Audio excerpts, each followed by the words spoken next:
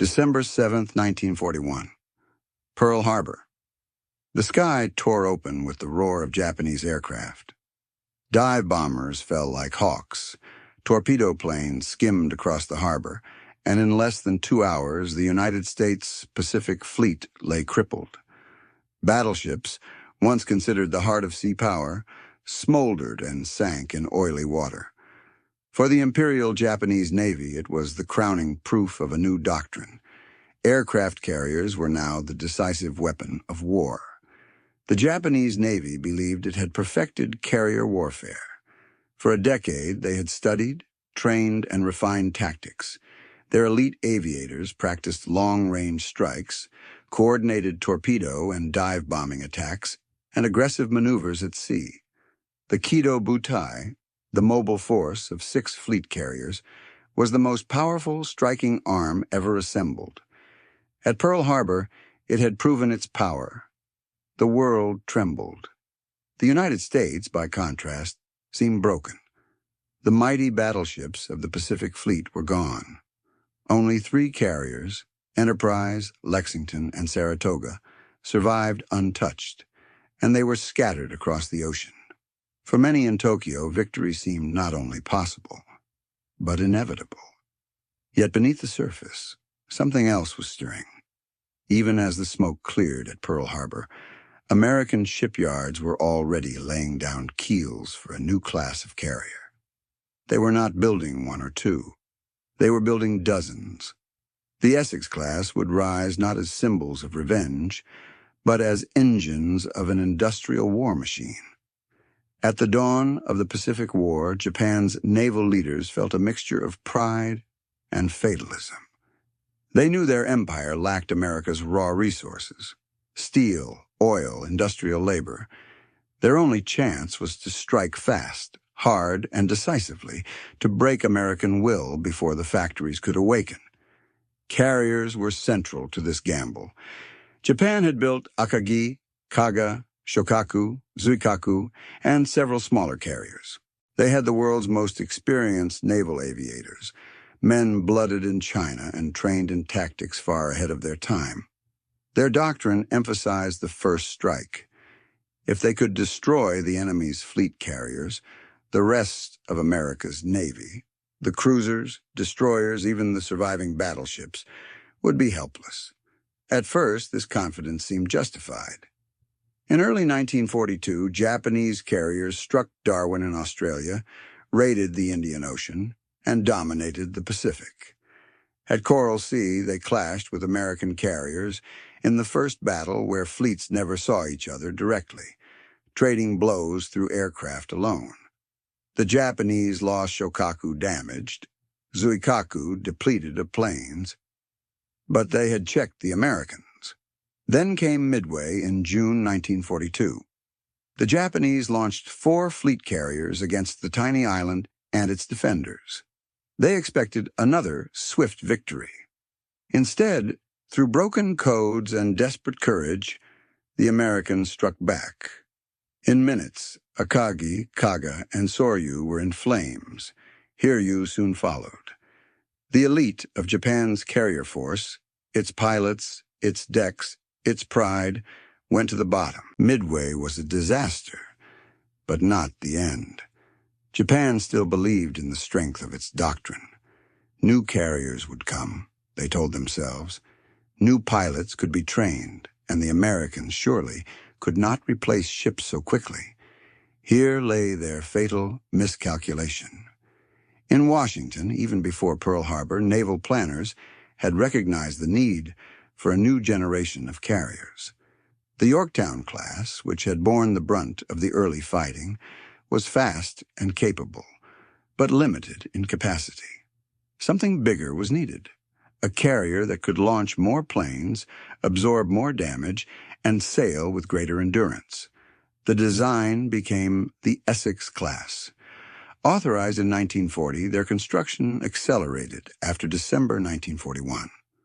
American shipyards in Newport News, Brooklyn, and Philadelphia roared with activity. Welders worked around the clock, sparks flying into the night. Women poured into the workforce, riveters and machinists replacing husbands and brothers overseas.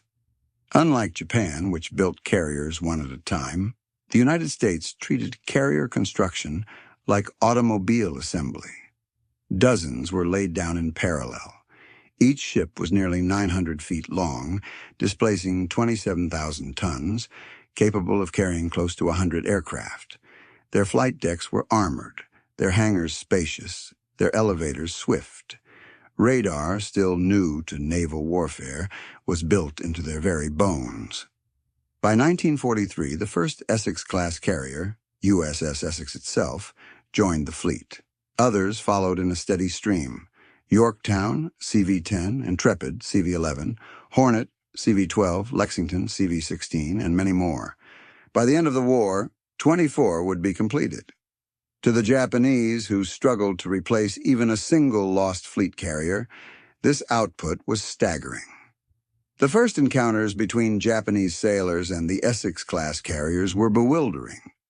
In the Gilberts and Marshalls campaigns of 1943, American carriers struck with a tempo Japan had never seen. Wave after wave of aircraft rose from decks, struck targets, and returned, only for another wave to launch within the hour. To Japanese eyes, it seemed endless. One pilot captured after the Battle of Tarawa confessed to his interrogators, "We thought the enemy had 4 carriers, but their planes never stopped. We began to think they had 8 or 10. In truth, it was the efficiency of the Essex-class flight decks, combined with American logistics, that created the illusion of infinite power. By mid-1944, as the Essexes multiplied, the illusion became reality. Task Force 58, built around groups of 4 carriers each, could put more aircraft into the sky than the entire Japanese Navy. For the first time, Japan's admirals whispered that the tide had turned irreversibly. The Essex-class was more than a ship. It was the embodiment of America's industrial war. Each carrier represented millions of man-hours, thousands of workers, and rivers of steel. While Japanese yards labored over 1 or 2 hulls, American slipways launched them like clockwork. The numbers told the story. Between 1941 and 1945, Japan completed only 6 fleet carriers.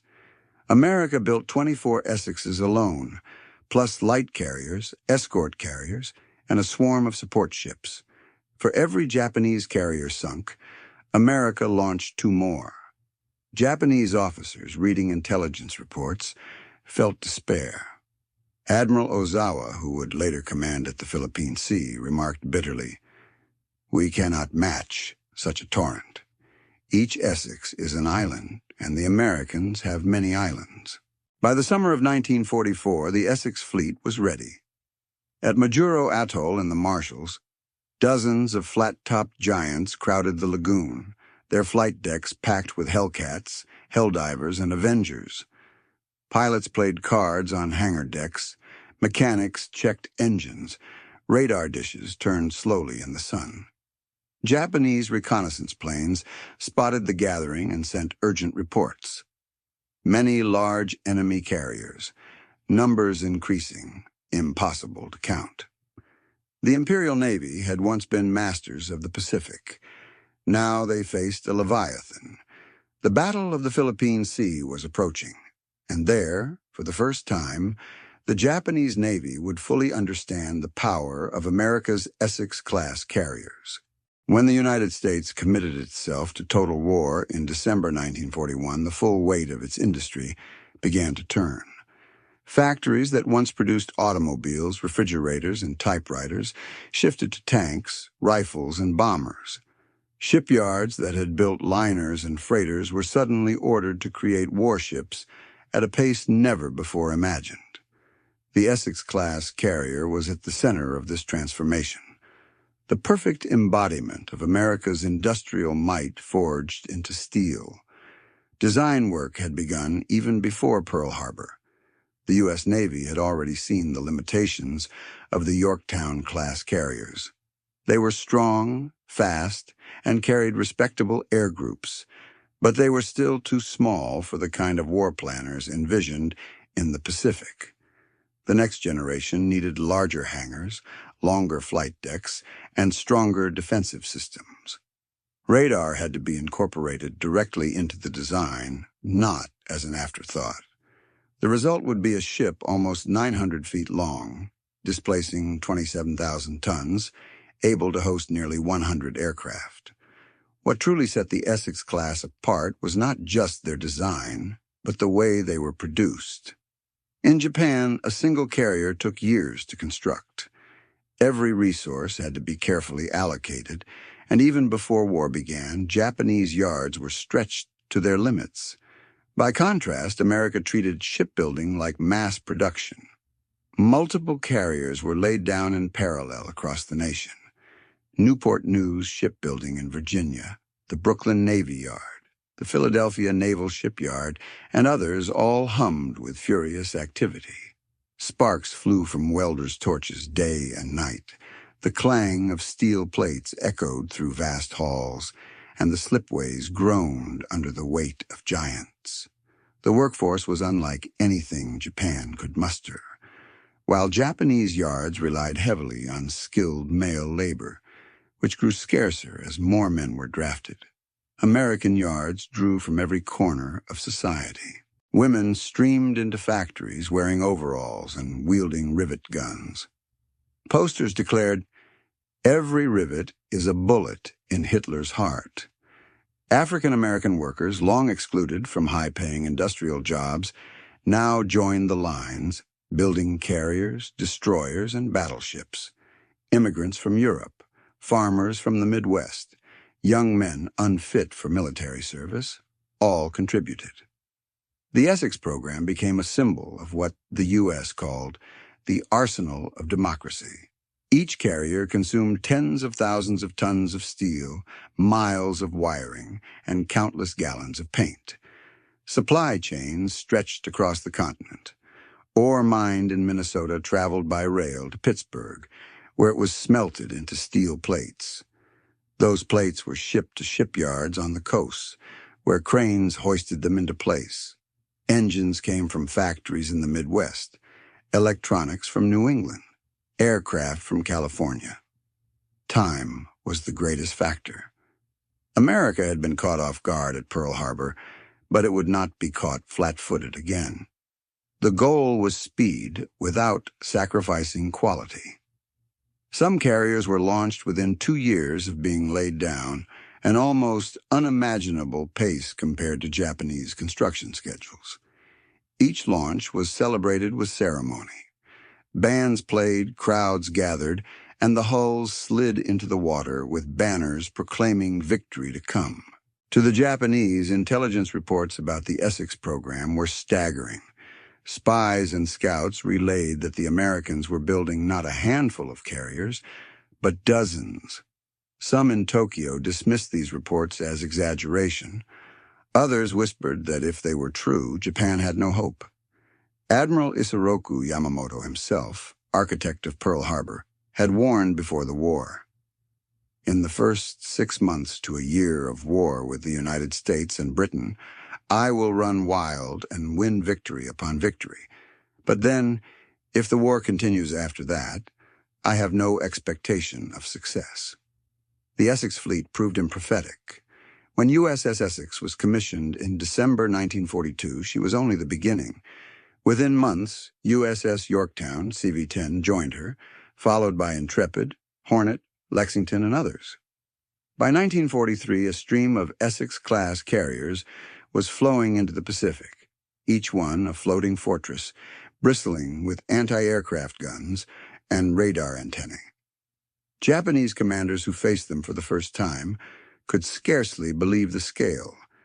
The Essexes were not only numerous, they were designed to last. Their hangars were open and spacious, allowing planes to be serviced quickly and efficiently. Elevators were fast, moving aircraft between hangar and flight deck in seconds. Damage control systems were state-of-the-art. American doctrine emphasized saving the ship at all costs, and the Essexes were equipped accordingly. redundant pumps, armored bulkheads, fire suppression systems. Japanese carriers, by contrast, often had less effective firefighting equipment, and once hit, they burned fiercely. The planes they carried were also superior. The F-6F Hellcat was rugged, powerful, and forgiving to fly. It became the scourge of Japanese aviators, boasting an extraordinary kill ratio. The SB-2C Helldiver dive bomber and the TBF Avenger torpedo bomber provided punch against ships and ground targets.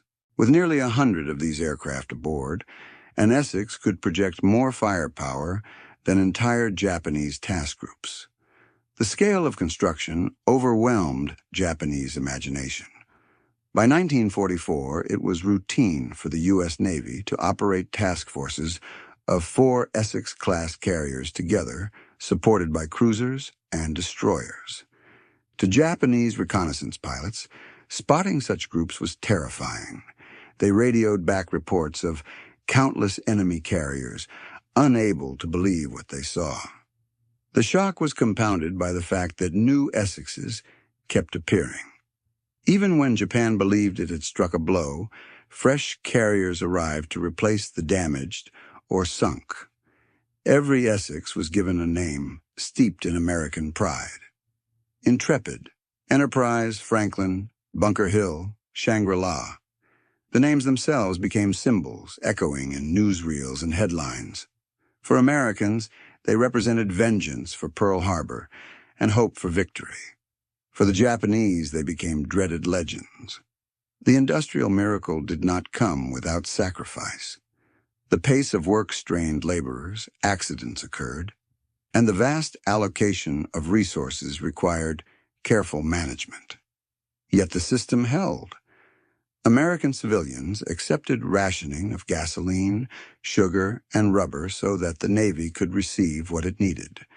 Bonds were sold, taxes raised, but the carriers kept coming. The Essex-class was thus not merely a weapon of steel and planes. It was the collective effort of an entire nation mobilized for war. Each ship was a floating monument to American resolve. When Japanese officers later described their shock, they spoke not just of size or firepower, but of the realization that they were fighting an enemy with an almost limitless capacity to build. By the time Task Force 58 assembled at Majuro Atoll in 1944, the sight was almost surreal. Dozens of flat decks crowded the lagoon, aircraft lined up like soldiers on parade. Pilots lounged on wings, mechanics tuned engines, radar operators scanned the horizon. To any observer, it was clear this was not simply a fleet, but an industrial machine set loose upon the ocean. The Essex fleet was now forged, tested, and ready. Ahead lay the battles that would define the Pacific War, the Gilberts, the Marshalls, the Marianas. And in those waters, the Japanese Navy would soon discover that it was no longer facing individual ships, but the industrial heartbeat of a continent turned to war. When USS Essex steamed into the Pacific in the summer of 1943, she was more than a warship. She was a promise made real, the first of a class that would reshape naval warfare. Her arrival was a message to Japan that America was done reeling from Pearl Harbor. The war of attrition had begun, and the Essex-class was the weapon that would carry it. The first missions were cautious but decisive. In August 1943, Essex joined operations against Marcus Island, a tiny outpost far north of the Marshalls. For most Americans, the place meant nothing, a speck in the ocean. But for Japan, it was a crucial outpost in their defensive perimeter. When the Essex-class struck, it was the first time Japanese eyes saw the scale of the new carriers in action. From dawn until dusk, waves of planes lifted from her deck. Hellcats screamed into the sky, Avengers rolled forward with torpedoes slung beneath their bellies, and Helldivers roared into dives. To Japanese defenders on the island, the attack seemed endless. Every time the smoke cleared, another formation appeared, as if the sky itself had turned against them. Reports radioed back to Tokyo were stunned. Enemy carriers numerous, planes without limit.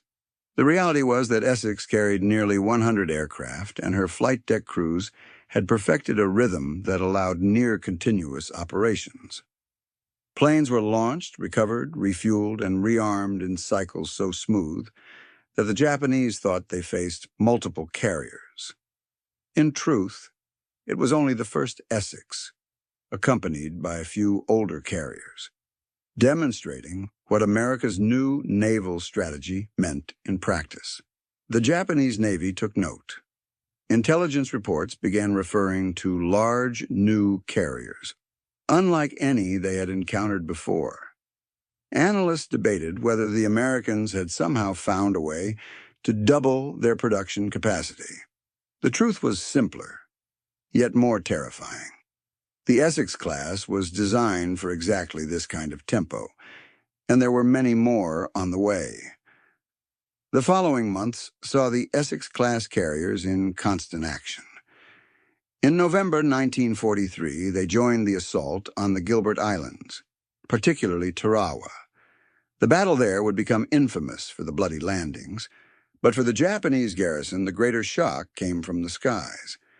Essex carriers unleashed hundreds of sorties, hammering coastal defenses, bunkers, and supply dumps. Japanese survivors later wrote that it felt as though the ocean itself had opened its mouth and swallowed us in fire. Tarawa was not just a tactical victory, it was a proof of concept. American planners saw that Essex-class carriers could support amphibious operations on a scale previously unimaginable. They could pound defenses for days, sustain air cover for invading Marines, and continue launching strikes even under heavy counterattack.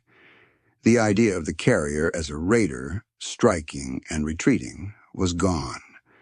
The Essex was a floating base, capable of anchoring an entire campaign. By early 1944, the Marshals became the next target. Here again, the Essex fleet proved unstoppable. At Kwajalein and Eniwetok, Japanese defenders braced themselves for another midway, desperate air attacks against American carriers. But what they encountered was a machine. Essex decks churned out planes with mechanical precision. Radar spotted incoming raids before they were close, and Hellcats shredded them in the sky. For every American plane that fell, 3 or 4 Japanese aircraft went down. The imbalance grew clearer with every battle. Captured Japanese pilots revealed the shock of these encounters. One confessed to his interrogators. "We thought the Americans had invented a new kind of magic. Their planes came from everywhere. Their ships were like islands. We did not believe such things possible." The truth was no magic. It was industry, organization, and the new Essex carriers. Perhaps the greatest revelation of these early battles was not the firepower, but the resilience. Japanese bombers occasionally slipped through and scored hits. On one occasion, a bomb tore into the flight deck of USS Intrepid. Fires raged. Crewmen battled smoke and flame, but within hours the deck was patched, aircraft were landing again, and sorties resumed. To Japanese observers, this was unthinkable. Their own carriers, once hit, often burned beyond salvation. At Midway, a single bomb had doomed Akagi. Yet here, Essex carriers took punishment and kept fighting. American sailors noticed the difference too. Damage control drills became second nature. Every man aboard knew his role, from pumping out water to hauling hoses, from sealing bulkheads to clearing wreckage. The Essexes were designed with redundancy in mind. Pumps were duplicated, electrical systems reinforced, hangars ventilated to prevent catastrophic fires. The ship itself seemed to fight for survival alongside her crew. By spring of 1944, Japanese commanders began to understand the scale of the threat. Reports from the Marshals painted a grim picture. Enemy carriers larger and more numerous than expected. Strikes continuous. our losses severe. One admiral warned Tokyo that the balance of power had shifted permanently, but by then it was too late. America's industrial machine was in full gear. Essex after Essex steamed into the Pacific, each one bringing nearly 100 aircraft and thousands of trained sailors. The psychological impact was immense. For Japanese sailors and soldiers on island garrisons, the sight of an Essex task group approaching was a death sentence. They knew their air cover would be stripped away, their supplies bombed, their ships sunk. Morale crumbled before the landings even began. American Marines, though they paid dearly in blood, advanced with the knowledge that the skies above belonged to them, courtesy of the Essex carriers. For the Americans, these first battles forged confidence. The sting of Pearl Harbor had not been forgotten, but now it was balanced by victories across the Central Pacific. The Essex was not just a ship, it was a symbol that the United States had turned the tide. Sailors aboard began to call them the 27,000-ton diplomats because wherever they appeared, they spoke with the voice of American industry and resolve. The Japanese Navy, once the master of the Pacific, now found itself in retreat. Its pilots, once the most experienced in the world, were being cut down faster than they could be replaced. Its carriers, fewer and more fragile, could not stand against the flood of Essexes. Every battle brought the same bitter lesson. America's carriers could not only strike harder, but they could keep striking, day after day, until resistance collapsed. By the end of 1943 and the beginning of 1944, the Essex-class had drawn first blood. They had shattered island garrisons, shredded Japanese air wings, and proven that the U.S. Navy had reinvented itself. For Japan, the shock was beginning to set in. They had underestimated American resolve, and worse, they had underestimated American steel. The stage was now set for the decisive confrontation. Ahead lay the Marianas, the Philippine Sea, and the moment when the Japanese Navy would fully grasp the power of the Essex-class carriers. What they had seen so far was only the beginning. The real storm was yet to come. In June 1944, the largest carrier battle in history unfolded in the waters west of the Marianas. For months, the United States had been advancing steadily across the Central Pacific. The Gilberts had fallen, then the Marshalls. Now the Americans turned to Saipan, Tinian, and Guam. These islands were more than just stepping stones. From their airfields, new B-29 bombers could reach Tokyo itself. For the Japanese Navy, the Marianas were a line that could not be crossed. They gathered everything they had left for one last decisive battle. The Imperial Japanese Navy committed 9 carriers, including Shokaku, Zuikaku, Taiho, and Hio. Together, they carried more than 400 aircraft. On paper, it was still an impressive force. But beneath the numbers, the reality was grim. Most of Japan's veteran aviators had been lost at Midway, in the Solomons, and in earlier clashes. Replacements were young, hastily trained, and often flying outdated aircraft. The plan, codenamed Operation Ago, was to ambush the Americans, using island-based planes to supplement carrier strikes. Japanese admirals still believed in the decisive battle doctrine, a single clash that would determine the war. Facing them was Task Force 58, the most powerful naval striking arm the world had ever seen. 15 carriers, many of them Essex-class, carried nearly 1,000 aircraft. They were backed by 7 fast battleships, dozens of cruisers, and more than 400 destroyers and support ships. The sheer size of the armada was overwhelming. From horizon to horizon, flat decks stretched across the sea, their flight crews working in perfect rhythm.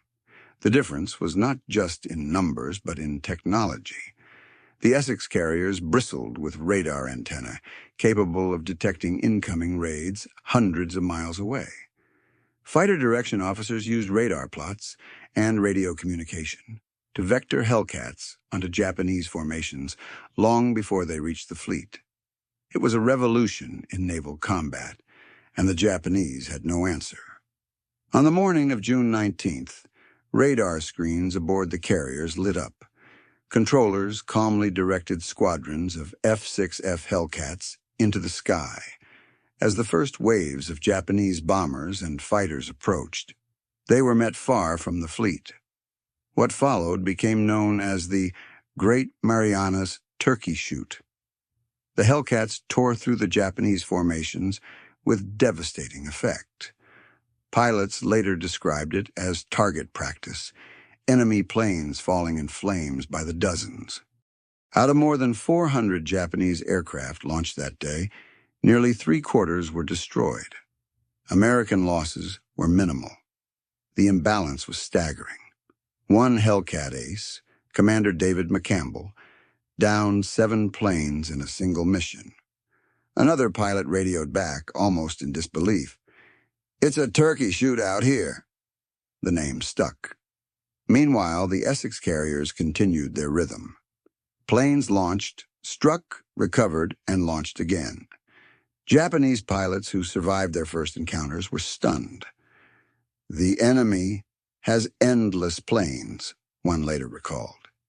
"Even when we destroyed some, more came immediately." It was as if the sky was full of them in truth.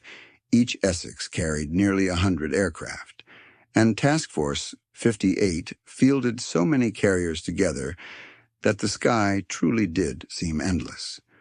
The Japanese carriers themselves fared little better. The pride of their fleet, the brand-new Taiho, was struck by a single torpedo from the submarine USS Albacore. Damage control was poorly managed. Gasoline fumes spread through the ship, and hours later, a massive explosion ripped her apart. The veteran carrier Shokaku was also sunk, struck by torpedoes from USS Kavala. In one day, Japan lost 2 of its most important carriers. For Japanese sailors, the shock was overwhelming. They had gone into battle with hopes of turning the tide, of avenging Midway, of saving the Marianas. Instead, they found themselves facing an enemy that seemed invincible. Their pilots died in droves, their carriers exploded, their doctrine shattered. Survivors described the despair on deck as news filtered in. "Our planes did not return," one sailor wrote. "Hour after hour we waited, but the sky remained empty." On the American side, the mood was almost surreal. Sailors aboard the Essex carriers watched dogfights unfold on the horizon, counted columns of smoke, and realized they were witnessing the destruction of Japan's naval air power. The decks buzzed with activity, mechanics refueling planes, gunners scanning the sky, radar operators calmly guiding fighters into position. To them, it felt like a machine operating at full throttle, precise and unstoppable. By the end of the battle, Japanese naval aviation was effectively finished.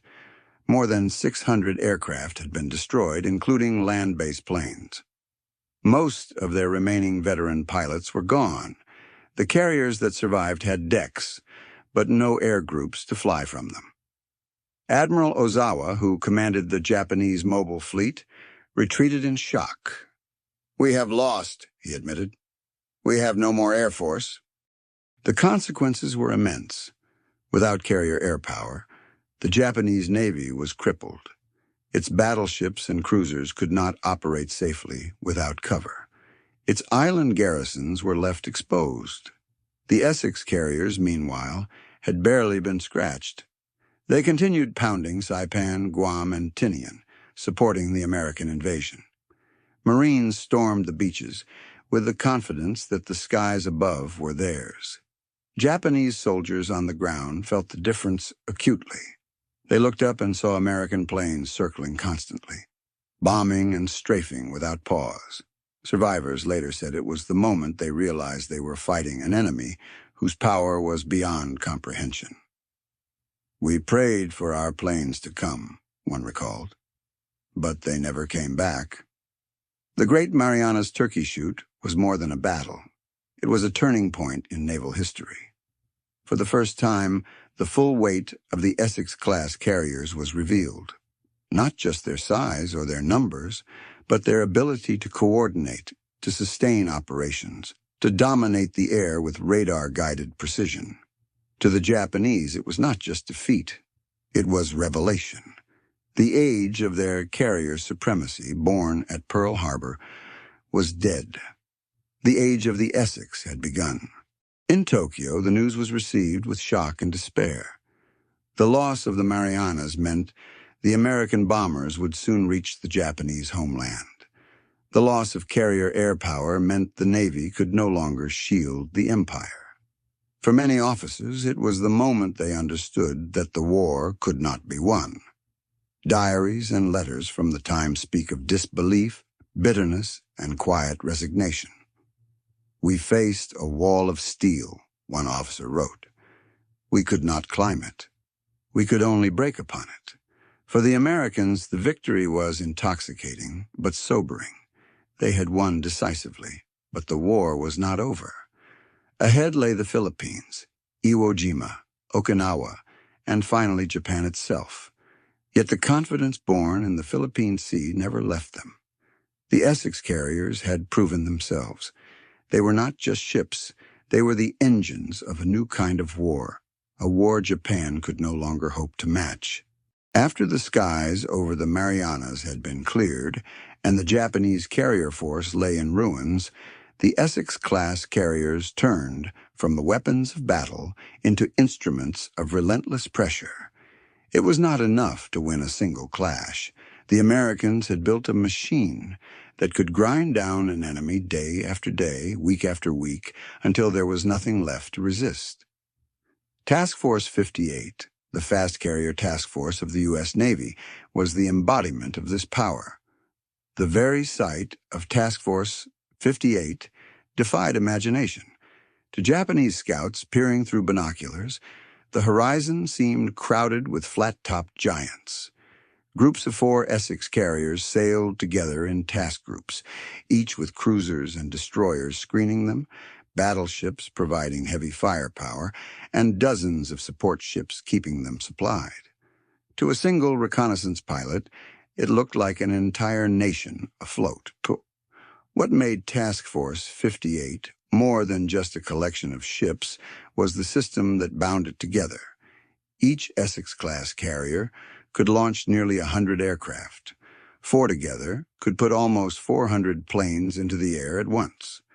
With multiple groups spread across the Pacific, the Americans could rotate operations so that one group attacked while another refueled and replenished. The tempo was relentless. To the Japanese, it seemed as though the Americans never rested. Radar was at the heart of the machine. Japanese pilots, trained to expect visual spotting and warning from lookouts, were astonished to find that American fighters intercepted them long before they reached striking range. Controllers aboard the Essex carriers used radar plots to direct fighters with precision. Pilots heard calm voices in their headphones. Bandits, bearing 270, Angels 10, closing fast. And with a flick of the stick, they were on course, and moments later, the sky filled with the sound of Hellcats diving into enemy formations. The efficiency of the flight decks was another revelation. Crews worked in colored jerseys, yellow for directors, green for catapults, red for ordnance, purple for fuel. They moved with the precision of a choreographed dance, signaling, hauling, arming, refueling. Within minutes, planes that had just landed were ready to launch again. Japanese observers who survived dogfights and returned spoke with disbelief. Their carriers never stop. Their decks move like clockwork. The logistical train that sustained Task Force 58 was invisible to most, but it was the true secret of the machine. Oilers, ammunition ships, supply vessels, and hospital ships followed the fleet at sea. At carefully arranged rendezvous points, the carriers refueled and resupplied without returning to port. This mobility was something the Japanese could scarcely comprehend. Their fleet, tied to bases like Truk or the home islands, always had to retreat for fuel and repairs. The Americans, with floating logistics, seemed able to fight forever. The results were devastating.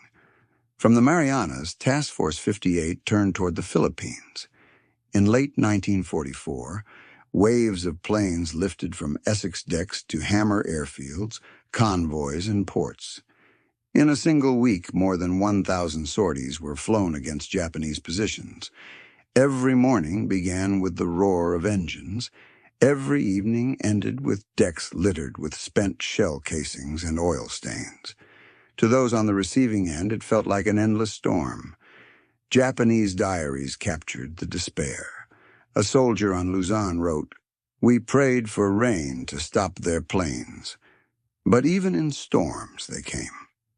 They circled above the clouds and struck when the skies cleared." Another stationed on Leyte confessed, "Our commanders told us to resist." But how can men resist the sky itself? When Japanese planes did rise to meet them, the results were tragic. The imbalance created by the Essex machine was absolute. Veteran pilots were gone. Replacements rushed into cockpits with only a fraction of the training once required. They flew obsolete Zeros or hastily modified aircraft against disciplined squadrons of Hellcats guided by radar. Losses were catastrophic. One Japanese commander admitted privately, "Sending them up was like sending lambs to slaughter." Task Force 58 was not only powerful in battle, it was mobile across thousands of miles. In a single month, it could strike the Philippines, then swing north to pound Okinawa, then wheel east to refuel and return. Japanese strategists, accustomed to the slower tempo of their own fleet, could not match the pace. Their reports grew frantic. "Enemy carriers strike everywhere at once. Impossible to predict. Impossible to resist." The Essex carriers also supported amphibious operations with ruthless efficiency. During the invasion of Leyte, squadrons flew constant close air support missions, strafing Japanese troops, bombing artillery, and sinking reinforcements before they could reach the beach. Marines and soldiers ashore described looking up and seeing American planes always overhead, as if tethered to the battlefield. Japanese defenders, by contrast, felt naked, without their own carriers, without effective air cover. They were forced to fight with dwindling resources against an enemy that seemed to command the very heavens. Perhaps the most terrifying feature of Task Force 58 was its resilience. When Japanese submarines or bombers did land blows, the machine absorbed them. USS Franklin was hit by bombs in March 1945, suffering horrific casualties and burning fiercely. Yet she survived, limped home, and was repaired. USS Bunker Hill was struck by kamikazes, killing hundreds, but the ship did not sink. Time and again, the Essex carriers took punishment that would have doomed Japanese vessels, only to return to action weeks later. To the Japanese, it seemed they were indestructible. The psychological impact grew with each campaign. Japanese sailors who spotted an Essex task group reported not just fear, but hopelessness. "It was like seeing a wall move across the ocean," one later wrote. "No matter how we struck it, the wall did not break." To commanders in Tokyo, the reports confirmed their worst fears. The decisive battle doctrine was dead. The Americans did not rely on a single clash, but on a rolling storm of steel and planes that never ceased. Task Force 58 became a legend even among Americans. Newsreels back home showed vast decks crowded with planes, sailors rushing in coordinated motion, and commanders calmly planning strikes that spanned hundreds of miles. Families marveled at the sight, never realizing just how large and complex the machine truly was. To the men who served in it, there was pride, but also exhaustion. Days blurred together in cycles of launching, recovering, eating, and sleeping in snatched hours. But the mission never wavered. By 1945, Task Force 58 had become the instrument by which the United States dismantled the Japanese empire piece by piece. It was not a sudden blow, but a steady grinding down, a machine that moved forward and did not stop until the enemy collapsed. The Essex carriers were its heart, their decks pounding like pistons, their planes the breath of fire that consumed islands and fleets alike. For Japan, the shock was complete. They had imagined America as a giant with clumsy hands, slow to move, easy to wound. What they faced instead was a giant with precision tools, striking endlessly, always supplied, always ready. Their navy, once the pride of Asia, was now reduced to hiding in harbors, fearful of venturing out under skies ruled by Essex squadrons. Their empire, once stretching across the Pacific, was shrinking under the shadow of the machine. Task Force 58 was not just a fleet. It was the manifestation of America's industrial, technological, and human power fused into one. Against it, Japan could no longer hope for victory. The war had entered its final, merciless phase. By the spring of 1945, the Japanese Navy was broken, its carriers sunk or sidelined, its air wings shattered, its submarines scattered. Yet Japan had one last weapon to unleash against the Essex-class carriers, the desperation of its young men. At Okinawa, the largest amphibious invasion of the Pacific War, the Japanese turned to the kamikaze, suicide pilots who hurled themselves at American ships with the promise of death for honor. It was a weapon born of despair, but one that struck fear into sailors who had learned to respect the fury of men with nothing left to lose. The battle for Okinawa was vast. More than 1,300 American ships gathered to support the invasion, including over a dozen Essex-class carriers. The carriers provided constant air cover for the Marines and soldiers storming the beaches, their planes strafing Japanese positions, bombing caves, and sinking ships that tried to reinforce the island. Day after day, their decks buzzed with activity, but above them loomed the threat of kamikaze attack. Japanese planners had concluded that conventional strikes were hopeless. Their pilots were too few, too inexperienced, and too outmatched by American Hellcats, but a plane packed with explosives, flown by a man willing to die, could break through even the best defenses. The idea horrified American commanders, but by 1945, kamikazes were a grim reality. For the Essex carriers, Okinawa was the ultimate test, the skies filled with desperate attackers, often coming in waves of dozens. Radar operators shouted warnings as blips appeared on screens, fighter directors scrambled Hellcats, and anti-aircraft batteries roared to life. The ships themselves seemed to bristle with firepower, 5-inch guns, 40mm Bofors, 20mm Oerlikons, all spitting flame into the sky. Tracers crisscrossed the horizon as sailors screamed and shells clanged from overheated barrels. Despite the defenses, some kamikazes got through. USS Franklin had already been hit earlier in March, suffering nearly 800 dead and wounded, her decks torn apart by explosions. At Okinawa, more Essex carriers would feel the sting. USS Bunker Hill was struck on May 11, 1945. 2 kamikazes hit her in quick succession, their planes loaded with bombs and fuel. Explosions ripped through the hangar deck, fires engulfed the ship, and hundreds of men were killed. Black smoke billowed into the sky, visible for miles. Sailors threw burning debris overboard, carried wounded comrades to safety, and fought the blaze with hoses until their hands blistered. For hours, it seemed the ship might be lost, but by sheer determination, Bunker Hill survived. USS Intrepid, nicknamed the Ghost Ship because she seemed impossible to sink, was hit multiple times by kamikazes during the Okinawa campaign. Each time, damage control teams swarmed into action, patching decks, extinguishing fires, and clearing wreckage. Within days, sometimes hours, she was back in action, launching planes as if nothing had happened. To Japanese pilots, this resilience was devastating. They had given their lives, but the enemy still sailed, still flew, still bombed. On the American side, the experience was searing.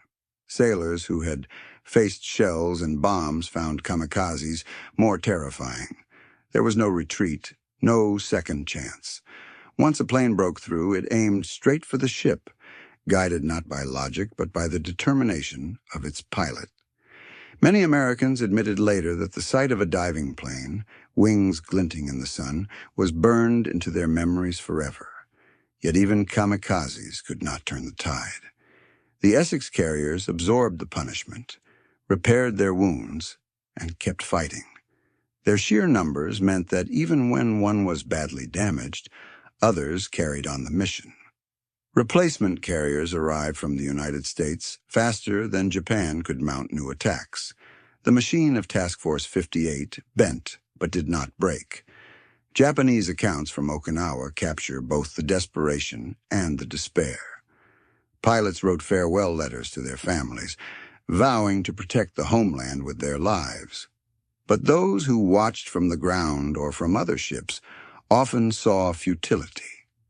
One officer recalled, "They fell like rain upon the enemy, but the enemy did not stop. His ships burned and yet continued to launch planes. We gave our sons, but we did not stop his advance." For the soldiers on Okinawa, the presence of the Essex carriers meant annihilation from above. Their caves and tunnels shook with bomb blasts. Their convoys were shredded before reaching the front, and their supplies dwindled under constant attack. The kamikazes offered brief moments of hope. A ship burning on the horizon, black smoke rising. But the reality soon returned. The American fleet remained larger than ever, its planes filling the sky with the hum of engines. The battle for Okinawa lasted nearly 3 months, one of the bloodiest of the entire war. Over 12,000 Americans were killed, and Japanese losses were staggering, more than 100,000 soldiers and tens of thousands of civilians. For the Essex carriers, it was both triumph and trauma. They had proven themselves capable of withstanding the most desperate weapon Japan could devise, yet the cost in human lives was etched into every deck and every memory. By the end of the campaign, the Japanese Navy was finished. Its carriers were gone, its planes spent, its pilots dead. The kamikaze had been a weapon of last resort, and it had failed to stop the Essex fleet. The Americans now stood at the doorstep of Japan itself. The Essex carriers had carried the war from Pearl Harbor's devastation to the very shores of the enemy. For the Japanese, the shock deepened into resignation. The suicide of their young men had bought time, but not victory. The Essex carriers still sailed, their decks crowded with aircraft, their crews tireless, their presence unshakable. The Empire had thrown its last weapon at the American fleet, and the fleet had endured. Okinawa was a final warning. The Essex-class carriers had proven they could absorb even suicide attacks, recover, and continue the war without pause. The Japanese Navy, once the terror of the Pacific, could do nothing more. The next time Essex planes flew, it would be against the home islands themselves. The war was almost over, and the power of the Essex-class had made it inevitable. The Essex fleet destroyed more than ships. It destroyed the Japanese doctrine of naval war itself. For decades, the Imperial Navy had believed in the decisive clash, a Mahanian battle where fleets would line up, strike, and determine the outcome in hours. But the Essex carriers refused to play that game. They did not wait for decisive battle. They ground down defenses, annihilated airfields, cut supply lines, and then struck with overwhelming force. There was no single clash to prepare for, no one moment to seize. The Essex carriers made war into a continuous, merciless pressure. Psychological defeat spread through every layer of the Japanese war effort. Pilots, once the elite of the Navy, now felt like expendable pawns. Their training was rushed, their missions suicidal, their chances of return almost nil. Soldiers on the ground saw the carriers as gods of destruction, untouchable and eternal.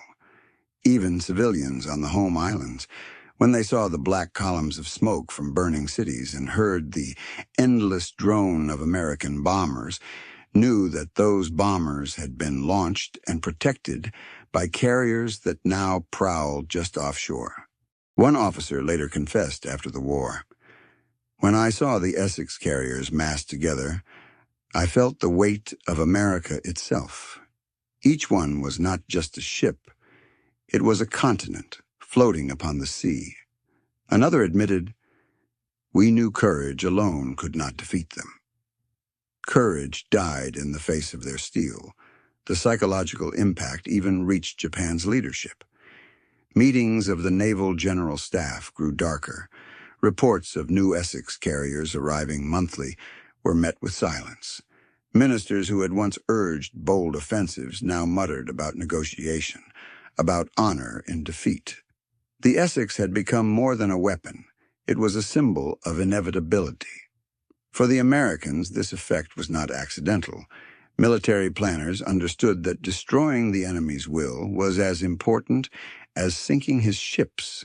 The Essex carriers were deliberately deployed in overwhelming groups, designed to shock as much as to kill. Task Force 58 did not just fight battles, it put on displays of power. To Japanese scouts, seeing 15 carriers together was almost worse than being attacked. The knowledge that such a force existed was enough to breed despair. Even kamikaze attacks, intended to inspire terror, ended up underscoring Japanese hopelessness. Sailors aboard the Essex carriers watched their comrades die in flames, but the ships survived, repaired, and returned. For every kamikaze that struck, a dozen others fell short, consumed by flak and fighters. The Japanese pilots themselves sometimes recognized the futility. A letter found on the body of one kamikaze read, "I go gladly, but I fear my death will change nothing. The enemy is too many, too strong." The crushing psychological effect also carried into the post-war years. Japanese veterans, interviewed decades later, spoke not only of defeat but of astonishment. They described the Essex carriers as monuments of industry, ships that represented an entire way of life beyond their imagining. Some admitted that their first glimpses of American abundance, even from the decks of enemy carriers, planted seeds of doubt about everything they had been taught. One said simply, "We were told America was weak." The Essex showed us America was stronger than we dreamed. This sense of inevitability, of facing a tide that could not be turned, was perhaps the Essex fleet's greatest victory. It robbed the Japanese Navy not only of its ships, but of its spirit. By the end of the war, even before the atomic bombs fell, the Essex carriers had already delivered the truth. Japan could not win. The Empire's warriors, once so confident in their skill and sacrifice, now fought only with resignation. The Essex-class did not just win battles. It shattered the psychology of an enemy, replacing pride with despair, replacing dreams of victory with acceptance of defeat. And in doing so, it showed the world that wars are not only won with weapons, but with the crushing weight of industrial and psychological dominance combined. On September 2nd, 1945, the war in the Pacific ended aboard a battleship, not a carrier. The USS Missouri hosted the Japanese surrender in Tokyo Bay, a ceremony of pens and flags and bowed heads. Yet it was the carriers, and above all the Essex-class, that had made that surrender inevitable.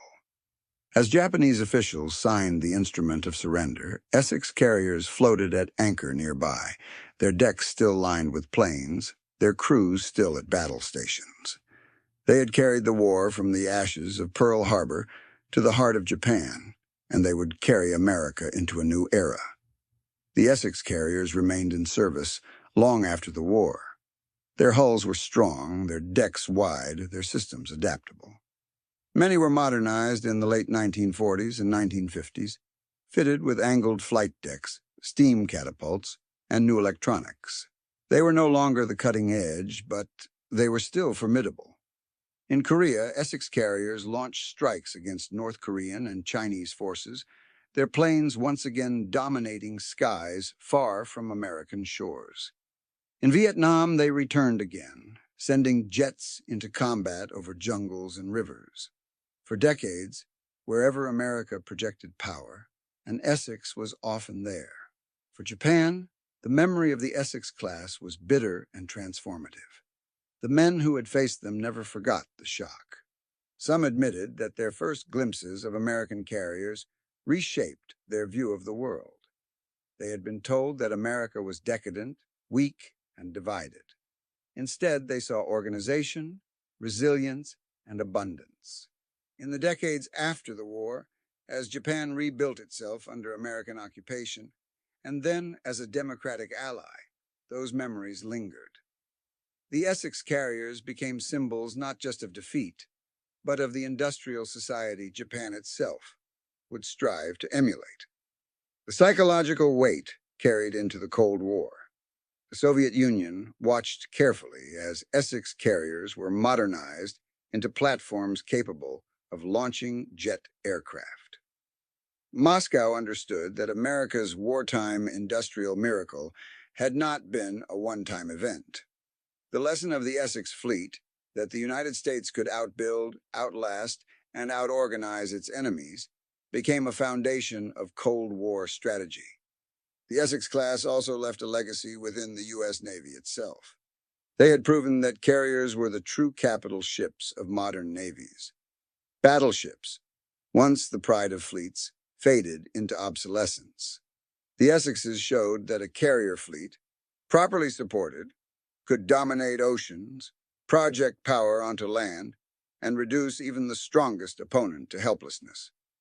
Every supercarrier that followed, from the Forrestal's to the Nimitz-class, was built on the lessons of the Essex. For sailors who served aboard them, the carriers were more than machines. They were homes, workplaces, and crucibles of memory. Veterans remembered the smell of aviation fuel on the flight deck, the thunder of catapults, the deafening roar of squadrons launching at dawn. They remembered the terror of kamikazes, the relief of victories, the exhaustion of endless operations. To them, the Essex was a living thing, a steel island that carried them across the largest ocean in the world. For Japanese veterans, the memory was different. Some spoke with bitterness, others with awe. Many admitted that seeing the Essex carriers for the first time was the moment they realized the war was unwinnable. They described them as mountains of steel, factories afloat, symbols of a power they had been taught to underestimate. Decades later, when Japan became an ally of the United States, those same men could reflect on the irony that the ships which had destroyed their empire had also, in a sense, safeguarded the new Japan by deterring other threats. The Essex carriers also became part of popular memory. Newsreels of their decks crowded with aircraft, of planes streaming into the sky, of kamikazes striking and fires raging, became iconic images of the Pacific War. In books, films, and documentaries, the Essexes stood as shorthand for America's overwhelming might. Even today, surviving ships preserved as museums, like USS Yorktown at Charleston or USS Intrepid in New York, draw millions of visitors. Walking their decks, people can feel the weight of history, the echo of engines, and the presence of the men who served. In the end, the Essex-class carriers were more than warships. They were the physical embodiment of a nation's resolve. Born in the darkest days after Pearl Harbor, they carried America from despair to victory. They humbled the Imperial Japanese Navy, once the most feared in the world, and rewrote the future of naval warfare. They shaped not only the outcome of World War II, but the balance of power for half a century afterward. One Japanese officer, reflecting after the war, put it simply: "We did not lose to the bombs, or the guns, or even the planes. We lost to the factories. We lost to the carriers that came from them, one after another without end." His words captured the essence of the Essex fleet. They were not miracles, not accidents, but the inevitable product of a society mobilized for total war, an arsenal turned into floating steel. On that September morning in Tokyo Bay, when pens scratched across paper and flags fluttered in the breeze, the war formally ended. But for many, the true end had come earlier, when the Essex-class carriers first filled the horizon, their decks dark with aircraft, their radars turning, their crews calm and ready. For the Japanese Navy, that sight was the end of hope. For the United States, it was the beginning of an age of dominance at sea that would last for generations. The Essex-class carriers remain legends. They were the ships that shocked the Japanese Navy, broke an empire's will, and ushered in a new era of naval warfare. Their legacy is not only in history books, but in every supercarrier that sails today, every deck lined with planes, every projection of power across distant seas. They were the ships that changed the world. Thanks for watching. If you enjoyed my historical lecture about the life of German prisoners, subscribe to the channel and like it so that the algorithms recommend this video to more people. Please tell us, what do you think about this incredible historical experience?